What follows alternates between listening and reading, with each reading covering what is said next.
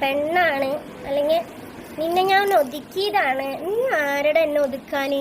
നീ ആരെന്നെ ഒതുക്കാൻ? നീ എന്നെ കെട്ടിയ മാപ്പിളെ, അല്ലെങ്കിൽ നീ എൻ്റെ വാപ്പേ, നീ എൻ്റെ ആങ്ങളെ, അല്ലെങ്കിൽ നീ എൻ്റെ കാമുകനോ ആണോ എന്നെ ഒതുക്കാൻ?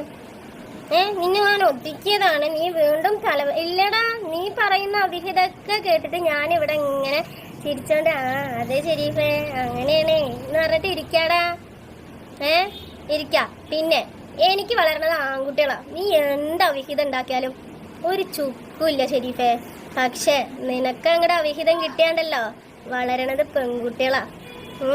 അത് കാലത്തിന് അവിടെ കിടക്കും. അതും കൂടി നിന്റെ മൈൻഡിൽ ഓർമ്മ ഉണ്ടായിക്കോട്ടെ ഷെരീഫേ.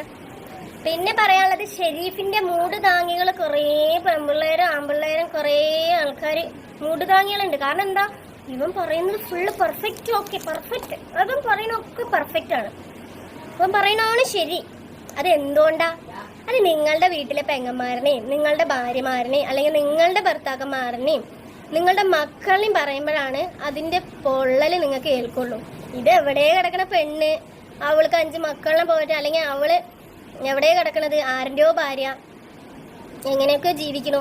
അവൾ എന്ത് പറഞ്ഞാലും എന്ത് വീണ് കിടക്കണ മരല്ലേ, അതിൽ വെട്ടന്ന് ഓടി കയറാന്നുള്ള വിചാരാണ്. പക്ഷെ ഏത് കാലം അങ്ങനെ ഓടിക്കയറാൻ പറ്റില്ല. കേറിയിട്ടുണ്ടായിരുന്ന കാലൊക്കെ ഉണ്ട്. ഓടിക്കേറിയിട്ടുണ്ടായിരുന്ന കാലത്ത് മിണ്ടാണ്ട് ഇരുന്നിട്ടുമുണ്ട്. പിന്നെ നീ വിചാരിക്കണ്ടാവും പെണ്ണല്ലേ, പെണ്ണിന് എന്തും പറയാം. എടാ പെണ്ണിന് എങ്ങനെയാടാ നിനക്ക് ഞാൻ കുറച്ച് ഉള്ളിപ്പ്. എനിക്ക് അവന്റെ ഭാര്യനോടാ ചോദിക്കാനുള്ളത്. കാരണം എന്താ അറിയോ, പോലീസ് സ്റ്റേഷനിൽ അവൻ വീഡിയോ ഡിലീറ്റ് ആക്കാന്ന് പറഞ്ഞാലും അവള് എടുത്ത വഴിക്ക് സാറിനോട് പറഞ്ഞാൽ എന്താ അറിയോ, വീഡിയോ ഡിലീറ്റ് ആക്കാൻ പറ്റില്ല. ഡിലീറ്റ് ആക്കാൻ പറ്റില്ല മോളെ, പൊന്നു മോളെ, ഷെരീഫിന്റെ ഭാര്യ. എന്താ പറയാ, നിനക്ക് ഡിലീറ്റ് ആക്കാൻ പറ്റില്ല. കെട്ടിയവൻ അത്രയും കഷ്ടപ്പെട്ട് വായിട്ട് അലച്ച് 12, 1 മണി, 2 മണി, 3 മണിക്കൊക്കെ ഉറങ്ങാണ്ട് കാറിലിരുന്ന് വീഡിയോ ചെയ്യണല്ലേ പാവം. വിയർപ്പിന്റെ അസുഖമുള്ള ആളല്ലേ.